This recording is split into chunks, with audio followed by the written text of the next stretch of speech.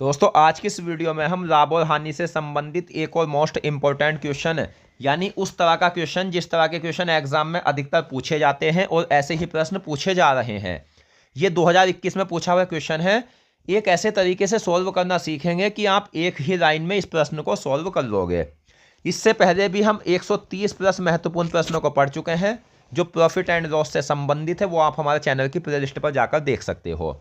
तो आप हमसे जुड़ जाइए, हमारे चैनल को सब्सक्राइब कर लीजिए। कोई भी प्रश्न मैं आपको लॉन्ग मेथड से नहीं पढ़ाऊंगा, सभी आसान मेथड और ट्रिक से मैं प्रश्नों को आपको पढ़ाऊंगा। और कोई भी चैप्टर मैं आपको अधूरा नहीं पढ़ाऊंगा। एक एक चैप्टर में इतने टाइप पढ़ाऊंगा कि इतने टाइप आपने शायद अभी ना पढ़े हो। तो प्रश्न है कि एक दुकानदार एक सिलाई मशीन के अंकित मूल्य पर 14% की छूट देने के बाद रियासती मूल्य पर 10% की छूट देता है। यदि अंतिम विक्रय मूल्य जो है 3,483 है तो अंकित मूल्य ज्ञात कीजिए। तो दोस्तों पहले मैं आपको इस प्रश्न की कुछ बातें समझा देता हूं। अगर वो आपको अच्छे से समझ आ जाएगी ना तो इस प्रश्नों को आप कभी गलत नहीं करोगे। ऐसे प्रश्न ये प्रश्न है। तो वो बातें क्या है जो मैं आपको समझाता हूं।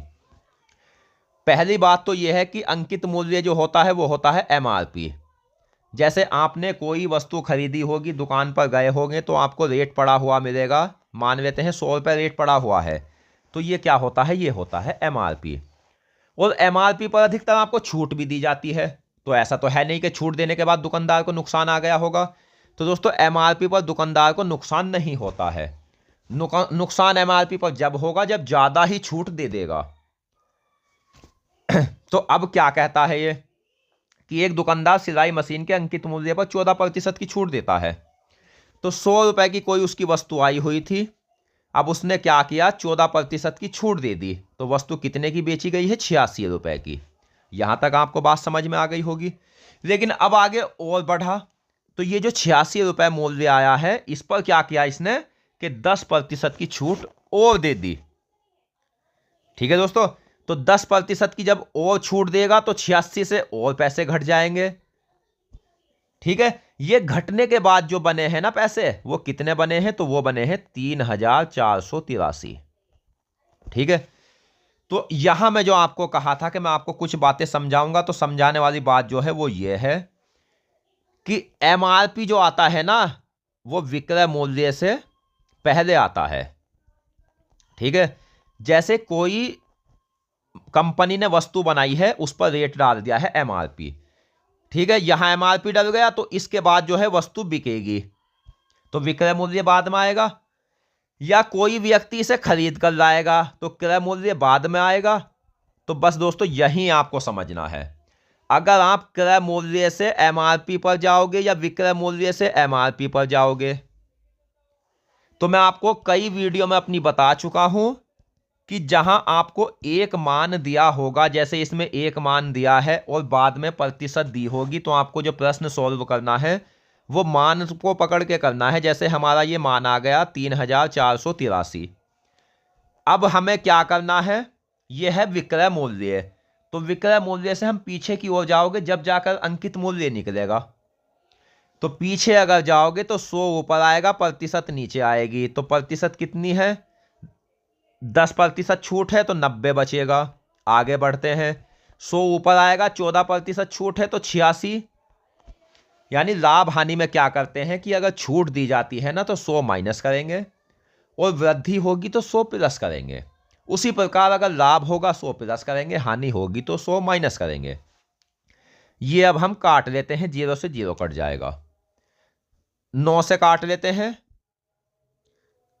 9 तिया 27, 3 और 4 7, 9 अट्ठे 72, 6 बचा, 9 सत्ते 63।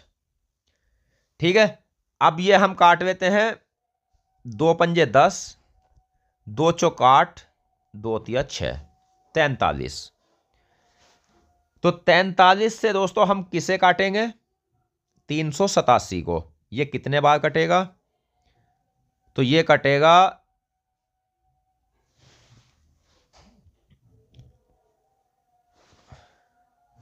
हम गुना कर लेते हैं 500 गुना 387 बटे 43। ठीक है, तो ये अब हम क्या करेंगे, 2 जीरो हम ऐसे ही लिख देंगे।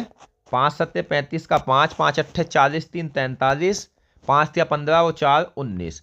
जहां आपको कोई ऐसी संख्या दिखाई दे जाएगी ना जिससे आप संख्या नहीं काट सकते, तो उसमें आप तुरंत ये वाला तरीका अप्लाई करना, जिससे आप कुछ ही सेकंड में प्रश्न सॉल्व कर लोगे। यानी कैसे करोगे, तो उसमें ऐसे करना होता है कि कुछ ही दूर तक हम फिर ऑप्शन पकड़ लेंगे, तो काट लेते हैं। जैसे सब ऑप्शन बड़े 4 है, तो 4 चौक 16 बनेगा यहाँ 4 से, तो 16 4 या 12 17 बन जाएगा, यानी 4 तक कट जाएगा। तो 4 से कर लेते हैं, 4 या 12 का 2, 4 चौक 16 और 1 17, 1 19 में से 17 जाएगा, 2 बचेगा, 5 हम यहाँ उतार लेते हैं। अब काटते हैं, 5 से काट के देख लेते हैं, तो ये कटेगा 5 या 15 का 5, 5 चौक 20 और 1 21, तो 2 जीरो ये दोस्तों शेष बचे हैं, तो 2 जीरो हम यहाँ लिख देते हैं। तो ऑप्शन डी सही आंसर है, 4500 रुपये। यानी इस तरह से आप ऐसे प्रश्नों को एक ही लाइन में सोल्व कर सकते हो। बस आपको क्या ध्यान रखना है कि विक्रय मूल्य से अगर एमआरपी पर जाओगे 100 ऊपर आएगा, प्रतिशत नीचे आएगी। एमआरपी से विक्रय मूल्य पर जाओगे या क्रय मूल्य पर जाओगे, 100 नीचे आएगा, प्रतिशत ऊपर आएगी। तो आशा करता हूँ ये क्वेश्चन आपको अच्छे से समझ आ गया होगा। कोई भी डाउट हो तो आप हमसे कमेंट बॉक्स में पूछ सकते हो, और अगर आपको हमारी वीडियो पसंद आई है तो वीडियो को लाइक करना और कमेंट करके जरूर बताना। मिलते हैं नेक्स्ट वीडियो में, धन्यवाद।